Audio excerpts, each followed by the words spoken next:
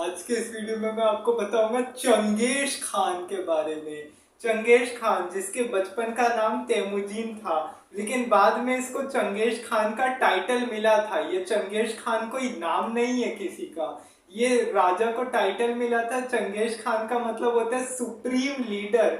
Genghis का मतलब था सुप्रीम और खान का मतलब होता है लीडर, शासक, सबसे बड़ा शासक जो रूल करता है। तो चंगेज खान तो ये कौन था चंगेज खान, इसके बारे में हम देखेंगे। और इसके बारे में और चीजें बताऊंगा कि और चीजें भी बात करेंगे कि जैसे चंगेज खान की अर्ली लाइफ देखेंगे। उसके बाद देखेंगे इसकी ब्रूटैलिटी, हिटलर से कम नहीं था चंगेज खान भी। आपको एक और बात बता दूं, जैसे वर्ल्ड वॉर 2 में हिटलर ने जो स्ट्रेटजी अपनाई थी ना, कि कैसे अटैक करना, संभलने का मौका नहीं देना किसी को, सेम मंगोलों ने भी वही चीज करी थी। मंगोलों के बाद हिटलर ने वो चीज करी थी। तो चंगेज खान के बारे में जानेंगे, इसने कैसे अपने अपने पिताजी की हत्या का बदला लिया, कैसे अपनी बीवी को किडनैप हुई थी तो छुड़वाया, एक दोस्त के साथ रेस्क्यू करके छुड़वाया। फिर उसके बाद कैसे मंगोलों का आक्रमण हुआ। फिर उसके बाद भारत में मंगोल क्यों नहीं आ पाए, सबसे बड़ी बात, भारत में तो मंगोलों का आज तक इन्वेजन नहीं हो पाया। तो देखेंगे वो सारी चीजें। तो शुरुआत करने से पहले आप सबको बता दूं कि ये चैनल को सब्सक्राइब जरूर कर ले और वीडियो को पूरा आखिरी तक देखा करें, क्योंकि अपना इतिहास नहीं जानोगे तो खुद को कैसे पहचानोगे। तो देखिए, अब देखिए चंगेज खान का थोड़ा सा अपन अर्ली लाइफ देखते हैं इसका। चंगेज खान का जो जन्म है, इसका जन्म है ना, ऐसा बताया जाता है 1162 में हुआ था। अब देखिए इसमें जो आपको एक और बात बता दूं कि ना, इसके सोर्सेस बहुत सारे एकदम कम है। एक तरह से सोर्सेस कम है क्योंकि देखो उस समय तो ऐसे कैमरा वगैरह कुछ हुआ नहीं था, कि कैमरे नहीं होते थे आज के जैसे, कि भाई अगर फोटो खींच रहा है कोई बैठ के या कोई फिल्म बन रही है तो पूरा चंगेज खान के बारे में बता दिया। ये सारी चीजें तो होती नहीं थे। एक सीक्रेट ऑफ मंगोल नाम से बुक लिखी गई है इस चीज पे। तो इसमें है ना, मंगोलों ने अपनी शेखी बखारी है, कि मतलब वो पूरा बताते कि अपने मतलब अपनी एक तरह से बड़ाई करते थे कि वो कितने अच्छे थे, उन्होंने क्या किया। वो अपने आप को थोड़ा अच्छा साबित करने के हिसाब से करते रहते थे। तो देखिए अब उसके बाद क्या हुआ कि अब 1162 में इसका जन्म हुआ। इसके बचपन का नाम था तेमुजीन। तेमुजीन अब जब ये बड़ा हुआ था तो इसका काफी, जब ऐसा बोला जाता है कि इसके एक हाथ में ब्लड क्लॉट था, ब्लड क्लॉटिंग था। और ब्लड क्लॉटिंग की वजह से वैसा बचपन से इसकी भविष्यवाणी हो गई थी कि ये आगे चल के बड़ा लीडर बनने वाला है।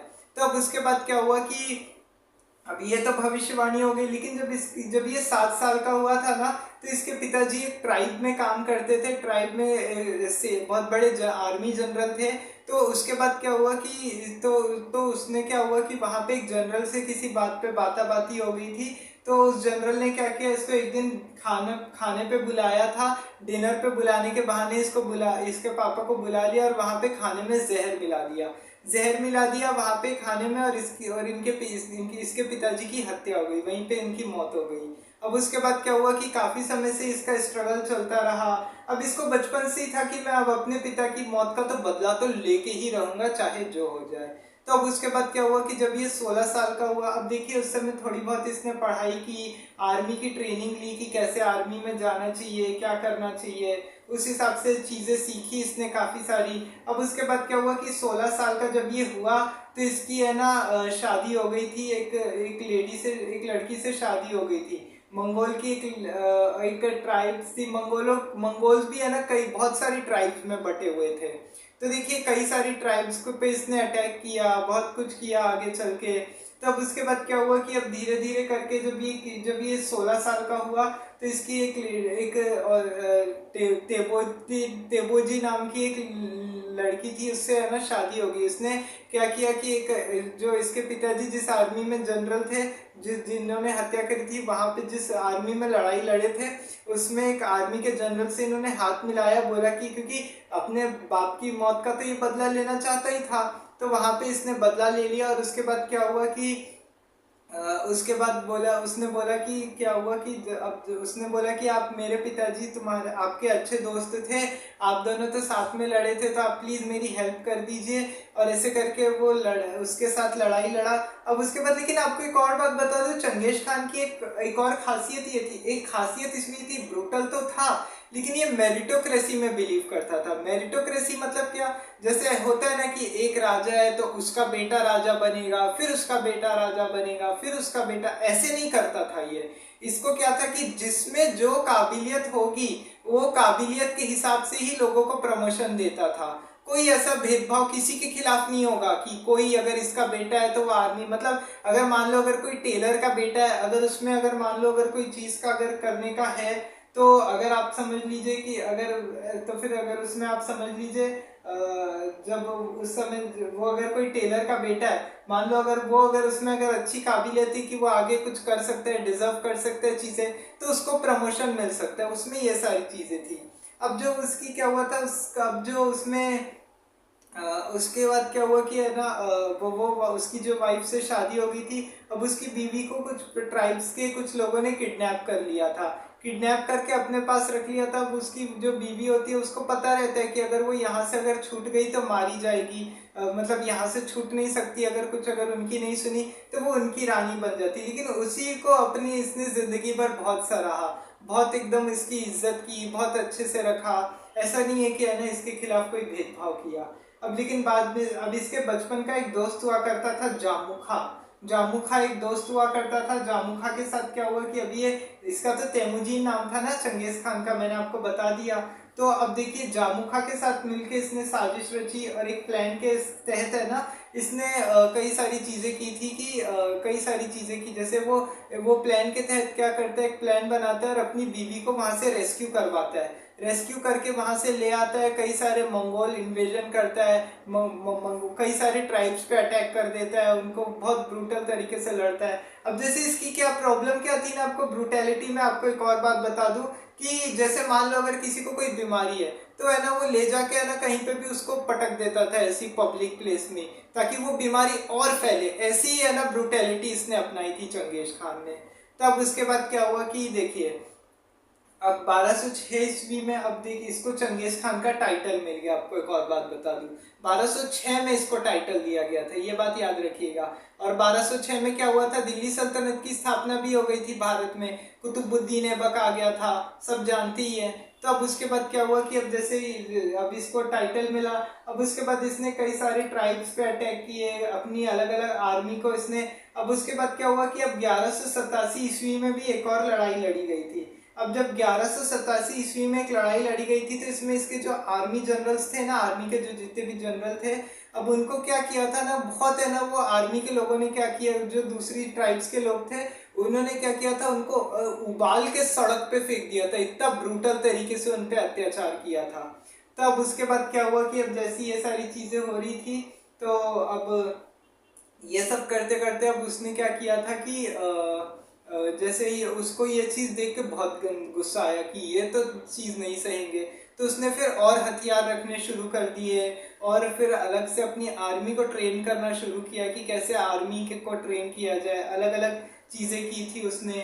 अब उसके बाद क्या होता है, 1204 ईस्वी में अब जामुखा के साथ इसकी लड़ाई हो जाती है। अब जिस ट्राइब से वो लड़ाई हो जाती है उसमें जामुखा को उसमें पराजित करना होता है उसको, जो उसके बचपन का दोस्त होता है। अब जामुखा को क्या करता है, फिर वो जब वो जामुखा से भी इसमें कई सारी गलतियां हो जाती है, जामुखा इसमें पड़ जाता है इसकी बात, जामुखा इसमें, तो जामुखा जब वो गलत चीजें कर रहा होता है ना, तो ये चीज देख के चंगेज खान को अच्छा नहीं लगता है। अब वो चंगेज खान क्या करता है, यहाँ पे दोस्ती का हाथ बढ़ाता है, दोस्ती का हाथ बढ़ाता है। चंगेज खान बोलता है कि देखो जामुखा ऐसा है, तुम है ना कुछ सरेंडर कर दो, क्योंकि वो सरेंडर नहीं करते, जब लड़ रहे होते हैं ना तो जामुखा लड़ाई से पीछे भागता है, और जब लड़ाई से जब पीछे भागता है यहाँ से, तो जब वो पीछे भागने के बाद क्या करता है कि पीछे भागता है, तो फिर उसके बाद क्या होता है कि जो आर्मी के जनरल्स होते हैं वो इसको पकड़ लेते हैं। अब वो पीछे साइड भाग रहा होता है, आर्मी के जनरल्स की पकड़ में आ जाता है। अब वो इसने क्या किया था कि है ना उनको इनाम के लिए बोल देता है कि मैं तुमको बहुत बड़ा इनाम दूंगा, पहले से दिया होता है। तो वो जामुखा को उसके पास लेके आते, जामुखा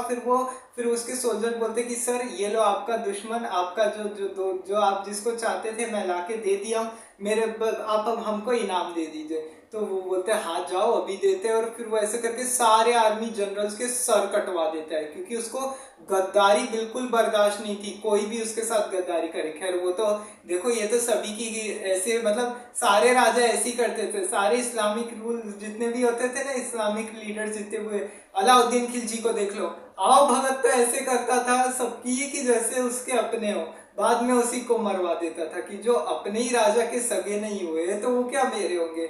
सेम यही चीज चंगेज खान ने भी करी। तब उसके बाद क्या हुआ कि अभी इन्होंने सर काट के दे दिया जामू खां को, फिर है ना वो समझाता है कि देखो जामू खां ऐसा है, तुमसे गलतियां हो गई, ठीक है मैं मानता हूँ हर किसी से गलतियां हो जाती है, तो गलतियों को माफ कर देंगे, तुम अभी सरेंडर कर दो, गले लग जाओ आके, अगर सरेंडर कर दोगे तो आगे कुछ नहीं होगा, आगे बच जाओगे। फिर ऐसे कर फिर ये, लेकिन जामू खां बोलता है कि नहीं ऐसे तो नहीं, मैं सरेंडर तो नहीं करने वाला, क्योंकि इससे मेरी बहुत बेइज्जती होगी, किसी को अच्छा नहीं लगेगा, मतलब इस किसी को अच्छा नहीं लगेगा कि सबके सामने क्या होगा, तो इसलिए मुझे अच्छी मौत देना है एक ऐसे, मतलब वो जामू खां उसको ऐसे बोल देता है। अब जामू खां उसको बोलता है तो फिर उसके बाद क्या होता है कि जामू खां फिर वो है ना उसको भी मार देता है, मार के दफना देता है वहीं पे। अब जब उसके बाद क्या होता है कि 1206 में अब देखिए क्या होता है कि अब धीरे धीरे करके क्या होता है कि फिर भी ये कई जगहों से जाते हैं, रशिया पे ये लोग अटैक कर देते हैं आगे, रशिया के बाद हंगरी, चाइना, पर्शिया, पर्शिया जो राजा था पर्शिया, अब तो उसका नाम ईरान हो गया है, वहां पे अटैक कर देता है ये। अब पर्शिया की कहानी तो बहुत जबरदस्त है, अभी मैं आपको बताऊंगा। सबसे पहले तो चाइना की सुनिए कि चाइना में एक्चुअल में क्या करता है। तो देखिए चाइना में, देखिए नॉर्दर्न चाइना में पहले इसको जाना होता है। चीन में तो देखिए आप सभी जानते हैं ग्रेट वॉल ऑफ चाइना के बारे में। अब जो ग्रेट वॉल ऑफ चाइना जो है, अब ये जो ग्रेट वॉल ऑफ चाइना के बारे में आप सब जानते हैं कि इतनी बड़ी दीवार थी, इसको कई बार बनाया गया, तोड़ा गया, इसका भी एक अलग इतिहास है, किसी दिन अपन इसके बारे में बात करेंगे। तब देखिए अब ग्रेट वॉल ऑफ चाइना की जो बात है कि अब यहाँ पे ये होता है कि अब ये बोल देता है कि ठीक है चाइना पे इन्वेजन करना होता है, तो फिर वो क्या करता है अपने बहुत सारे आर्मी जनरल्स को लेता है। आर्मी जनरल्स को लेने के बाद एकदम वो बाहुबली स्टाइल में पूरा जाता है। बाहुबली स्टाइल में जाके फिर वो क्या करता है कि पूरा हमला करने की इधर से कोशिश करता है, वहां पे अटैक करने की कोशिश करता है, कई सारे सोल्जर्स को मार देता है। अब वो चाइना की दीवार लेकिन इतनी बड़ी होती है ना कि वो वहां पे कुछ वो पहुंच ही नहीं पाते, वो चाइना में वो लोग जब चाइना में नहीं पहुंच पाते तो उसको समझ में नहीं आता क्या करना चाहिए, तो वो सप्लाईज बंद करवा देता है वहां पे। जैसे वो आपने पद्मावत मूवी में नहीं देखा है क्या कि अलाउद्दीन खिलजी कैसे सप्लाई बंद करवा देता है सब चीज की, और फिर उसके बाद है ना क्या बोलते हैं सब है ना वो कर देता है, फिर बाद में रावल रतन सिंह को खुद आके लड़ना पड़ता है। तो वैसे ही है ना ये चंगेज खान भी यही करता है यहाँ पे। चंगेज खान यहाँ पे यही करता है, यहाँ पे कई सारी चीजें मतलब लोगों को ऐसे बंद कर देता है, सप्लाई बंद करवा देता है, खाना पीना नहीं पहुंचता है वहां पे, हालात ऐसे बन जाते हैं कि लोग एक दूसरे को खाने लग जाते हैं। तो अब ऐसी स्थिति में क्या होता है कि अब दरवाजे से कभी ना कभी तो लड़ना ही पड़ेगा। फिर वहां की जो आर्मी है वहां से लड़ती है, वहां से लड़ने के बाद फिर क्या होता है कि जैसे वहां से वो लड़ती है, फिर अब उसके बाद क्या होता है कि अब जैसे ये सारी चीजें होती है तो करते करते फिर वहां की जो आर्मी है, आर्मी फिर वो लड़ती है, खूब लड़ाइयाँ होती है सारी। अब उसके बाद जब लड़ाइयाँ होती है तो फिर उसके बीच में क्या होता है कि पूरी तरह से वहां की आर्मी को निस्तना नाबूद कर देता है वो, एक तरह से संभलने का मौका नहीं मिलता है वहां पे, संभलने का मौका नहीं मिलता है। तो उसके बाद क्या होता है जो आर्मी सोल्जर्स बच जाते हैं, फिर जब जैसे जो आर्मी सोल्जर्स वहां से लड़ाई से भाग जाते हैं, बहुत सारे सोल्जर्स ने इसमें अपनी जान गंवाई होती है। तो फिर उसके बाद क्या होता है कि देखिए अब जब उसके बाद जब यहाँ पे जब इन्होंने अपनी जान गंवा दी होती है तो नॉर्दर्न चाइना वाले क्या करते हैं, मंगोलों के रूल्स मानने से मना कर देते हैं कि हम आपके शासन को यहाँ नहीं मानेंगे, हमारे चीनी जो शासन है वही हमारा चलेगा।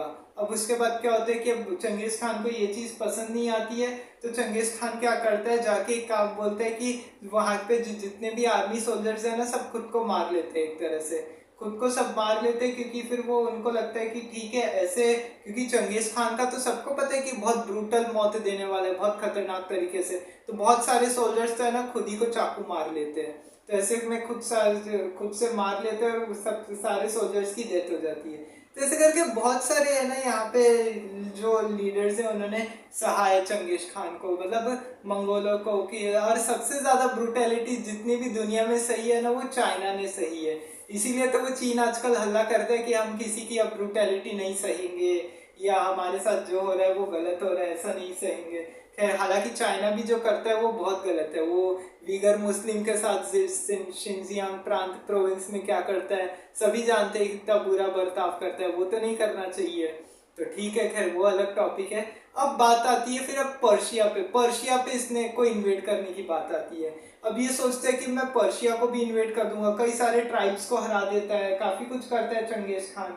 तब उसके बाद क्या होता है कि चंगेज खान की सबसे बड़ी बात होती है कि अब ये पर्शिया में क्या करता है। अब इसको पता होता है कि है ना अगर और चीजें अगर करनी है तो लोगों से या तो दोस्ती का हाथ बढ़ाओ या ट्रेड करो, या है ना फिर उनको है ना नहीं तो मार डालो अगर वो अगर हमारी बात नहीं सुनते। तो वो वहाँ पे है ना क्या करता है, एक अपने दूत को भेजता है, वो राजा को है ना, वो जो पर्शिया के जो राजा होते हैं राजा को बोलते हैं कि है ना आप एक काम करो, चंगेज खान की तरफ से ऑफर आया, आप दोस्ती का हाथ बढ़ा दो, आपके ऊपर कोई अटैक नहीं होगा, आपको चंगेज खान की सारी बात मान लो, ट्रेड के हिसाब से एग्रीमेंट करो। तो सारी बातें बताता है। वो राजा बोलते, राजा को समझ गया होता है कि ये मेरे को बेवकूफ बना रहा है, तो इससे अच्छा है कि इसकी बात मत मानो। वो मानता नहीं है। वहां वहीं पे है ना वो सोल्जर का सर कटवा देता है, बोलते हैं अच्छा अभी बताते तुमको। बाद में फिर चंगेज खान आता है। चंगेज खान बोलते हैं चलो ऐसी की तैसी इनकी, अब इन्होंने दोस्ती का हाथ नहीं बढ़ाया ना, ऐसी की तैसी कर दो। वहां पे भी है ना वो क्या करते हैं, पूरे पर्शिया में फिर वही क्या करते हैं कि आर्मी लेके जाता है, आर्मी पूरा अटैक कर देती है यहाँ पे। आर्मी जब इधर से अटैक कर देती है तो उसके बाद क्या होता है कि आर्मी जब इधर से अटैक कर देती है तो फिर यहाँ पे अटैक होने के बाद क्या होता है, कई सारे लोगों को मारा जाता है। जो यहाँ पे जो आर्मी में बहुत सारी ब्रूटल तरीके से लड़ाई होती है इसमें भी मारा जाता है। सेम संभलने तक का मौका नहीं देते। मंगोलों का तो ऐसे था ना, कहीं पे भी जाते थे आर्मी जाती थी, नस्तना नाबूद करके आ जाती थी सारी चीजें, कुछ नहीं बचता था। गाँव को जला देते थे, जो वहां पे जो औरतें होती थी उनको जला देते, सब चीजें करते थे ये लोग, ताकि कुछ बचे ही नहीं और लोगों को पता भी न चले किसी चीज के बारे में। ये सारी चीजें होती थी।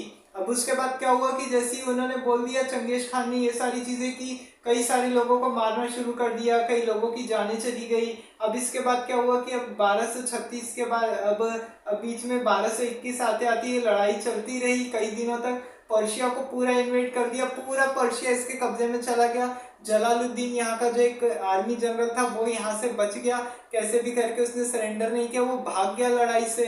और कई सारे मंगोल के आर्मी के जो सोल्जर्स थे वो भागे, सिंधु नदी क्रॉस करके वो भारत में आए थे। लेकिन वो भारत में उस समय गुलाम वंश का राज चलता था। गुलाम वंश में जो राजा थे इल्तुतमिश ने मना कर दिया कि नहीं हम तुम्हारी कोई हेल्प नहीं करेंगे, कोई रेफ्यूज नहीं देंगे, जहां जा सकते हो चले जाओ। अब देखिए भारत में भी है ना आक्रमण नहीं हुआ था। तो वैसे करके चाइना को हरा दिया, कई सारे ट्राइब्स को हरा दिया, इसके अलग अलग ट्राइब्स बटे हुए थे इसमें। तो ऐसे करके ये सारी चीजें की थी। फिर उसके बाद क्या हुआ कि जब ये सब चीजें हो रही थी तो उसके बाद क्या हुआ कि जब ये सब चीजें करते करते फिर अब उस समय वो सिंधु नदी क्रॉस करके आता है। अब देखिए भारत में क्यों नहीं आक्रमण हो पाया इसका। देखिए भारत में सबसे बड़ी प्रॉब्लम क्या थी, सबसे पहली चीज तो है ना यहाँ पे है ना क्लाइमेट की वजह से। क्लाइमेट देखिए बाहर का मौसम अलग होता था, इंडिया का जो मौसम होता था उसके बाद वो मौसम ऐसा होता था ना कि किसी को सहन नहीं होता था वो मौसम। अभी अभी आपने वो अलेक्जेंडर के बारे में सुना होगा, मैंने अलेक्जेंडर पे भी एक वीडियो बनाया अलेक्जेंडर द ग्रेट के बारे में। उसमें बताया था कि हाइडस पास में जब लड़ाई हुई थी, बैटल ऑफ हाइडस पास, तो अलेक्जेंडर की आर्मी थक गई थी और दूसरा मौसम, खराब मौसम की वजह से, और जो इंडिया का जो एटमॉस्फेयर था वो मौसम में रहने की लोगों को आदत नहीं थी आर्मी के सोल्जर्स को, तो वो हार गए थे, तो वो थक गए थे इस वजह से, तो उनको जाना पड़ा था। तो दूसरा एक तो सबसे बड़ा प्रॉब्लम था यहाँ का टेम्परेचर। तो पहले ही उनको बता दिया था कि भारत में आक्रमण कर नहीं सकते। चंगेज खान ने बहुत कोशिश की थी कि वो भारत को इन्वेड कर दे, वो नहीं कर पाया। दूसरा यहाँ पे है ना सिंधु नदी को पार करके जाना पड़ता था। सिंधु नदी देखिए आप सब जानते हैं सिंधु घाटी सभ्यता के बारे में। सिंधु घाटी सभ्यता तो सभी जानते हैं। उसके बाद वो नदी इतनी बड़ी थी, अब नदी को पार करके आना जाना इतना मुश्किल होता था कि कोई कुछ कर नहीं पाता था। अब जब उसकी वजह से क्या होता था कि कोई कुछ कर नहीं पाता था, तो उसकी वजह से अब फिर वो सब प्रॉब्लम हो गई थी। सिंधु नदी पार करने में लोगों को प्रॉब्लम हो जाती थी, ऐसा लगता था बहुत टाइम लगेगा, जनरल्स को ऐसा लगने लगा था। फिर उसके बाद क्या हुआ था, उसके बाद फिर क्या हुआ कि देखिए, उसके बाद जब ये सारी चीजें हुई तो फिर उसके बाद लीडरशिप एक तो बहुत अच्छी थी यहाँ पे। जितने भी आपने राजाओं को देखा होगा, चाहे वो इल्तुतमिश, फिर जो उसके बाद अलाउद्दीन खिलजी, या जितने भी राजा थे, उन्होंने कई बार मंगोलों का डटकर मुकाबला किया। अभी जब बैटल ऑफ रणथंबोर, आपने सीज ऑफ रणथंबोर फोर्ट पे के बारे में सुना होगा कि मंगोलियों से लड़ाई के चक्कर में कुछ मंगोल ऐसे थे, तो है ना, वो भाग के इधर रणथंबोर में हमीर देव के पास आ गए थे अलाउद्दीन खिलजी से बच के। तो अलाउद्दीन खिलजी ने उनको शरण दे दी थी। तो माफ कीजिएगा, अलाउद्दीन खिलजी ने नहीं, राजा हमीर देव ने यहाँ पे शरण दे दी थी। तो अलाउद्दीन खिलजी का इस वजह से मूड खराब हो गया था, तो उसने रणथंबोर पे हमला कर दिया था। तो ऐसे ही होता था कि मंगोलों को कभी इन्वेड नहीं करने दिया। लेकिन बाद में, उसके बाद आपको एक और बात बता दूं कि 1206 से फिर दिल्ली सल्तनत की स्थापना हुई। तो उसके बाद क्या हुआ कि तैमूर लंग ने फिर उसके बाद दिल्ली सल्तनत पे आक्रमण किया था। इस्लामिक इन्विजन था, जो ये चंगेज खान का ही वंशज था तैमूर।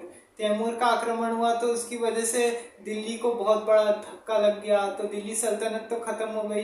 फिर उसके बाद क्या हुआ कि अब उसके बाद तैमूर का वंशज था बाबर। बाबर ने फिर 1526 में यहाँ पे हमला किया। पानीपत का पहला युद्ध हुआ, जिसमें इसको गिरा दिया गया, क्या बोलते हैं, लोधी डायनेस्टी को खत्म कर दिया गया। इब्राहिम लोधी मारा गया था युद्ध में। फिर मुगल डायनेस्टी आ गई। तो ऐसे करके सारी चीजें चलती रह गई। अब 1227 ईस्वी में फिर उसके बाद चंगेज खान की मृत्यु हो गई। अब देखिए, चंगेज खान की जो मौत हुई, उसका भी है ना बहुत बड़ा रीजन है। अब बहुत सारे लोग बोलते हैं कि है ना, कोई बोलता है घोड़े से गिर के मरा, तो कोई बोलता है कि नहीं, इसको कोई बीमारी हुई थी उसकी वजह से मरा, कोई बोलता है। अब देखिए, सबके अलग अलग व्यूज है। मैं आपको बता दूं, इसमें सोर्सेज बहुत कम है। सीक्रेट ऑफ मंगोल्स अगर आपको वो बुक पढ़नी है तो आप बुक पढ़ सकते हैं नेट पे से, क्योंकि उसमें मंगोलों ने अपने बारे में काफी सारी चीजें लिखी हुई है। तो देखिए, अब देखना होगा कि, अब देखिए, और बहुत से इतिहासकारों का तो ये कहना है कि नहीं, ये घोड़े से ही गिर के मरा था। अब जब चंगेज खान मरा था, उसके बाद क्या हुआ, इसको दफनाया कहाँ पे गया किसी को आज तक नहीं पता। कुछ लोग बोलते हैं कि नदी के पास दफनाया गया, क्योंकि वो शांति भरी मौत चाहता था, और क्योंकि उसने पूरी दुनिया हिंसा के रास्ते पे जीती थी। आपको एक और बात बता दूं, लेकिन हिंसा के रास्ते पे चलना कभी भी अच्छा नहीं होता है, तो इसलिए हिंसा का सहारा कभी नहीं लेना चाहिए। तो ये तो बहुत गलत हुआ। लेकिन चंगेज खान को पीसफुल मौत चाहता था, शांति से चाहता था, तो उसने बोल दिया था कि अब जो भी चंगेज खान की शव यात्रा में आ रहा था, अंतिम यात्रा में, उसको मारा जा रहा था, ताकि कि कोई ये ना पता कर ले कि यहाँ पे उसकी शव यात्रा निकली थी और यहाँ पे उसको दफनाया गया है। तो फिर ताकि इतिहास में आगे पता चल जाता। तो ये था चंगेज खान के बारे में। कल अपन बात करेंगे मंगोल इन्वेजन के बारे में, कि आखिर इंडिया में या दुनिया में और भी जो मंगोल आक्रमण हुए तो कैसे हुए। इसके बारे में अलग से एक वीडियो लेके आऊंगा कल मैं। आपको ये वीडियो कैसा लगा कमेंट करके जरूर बताइएगा। मन की आंखों से चैनल को सब्सक्राइब जरूर कीजिएगा। वीडियो को लाइक एंड शेयर करना न भूलिए। साथ ही बेल आइकन का बटन दबा दिया कीजिए। कल बात करेंगे मंगोल इन्वेजन पे। तब तक के लिए जय हिंद, जय भारत।